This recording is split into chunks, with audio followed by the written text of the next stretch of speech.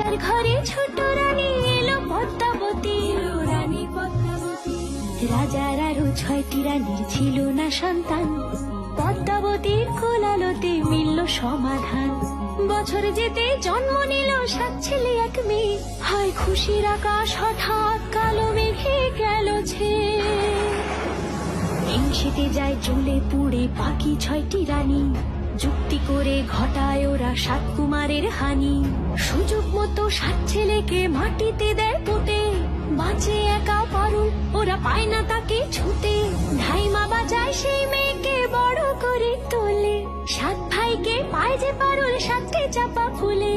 এত কিছুর পরেও রাজার বিপদ যে কাটে না, সূর্য নগরে সুখের সূর্য আর ওঠে না।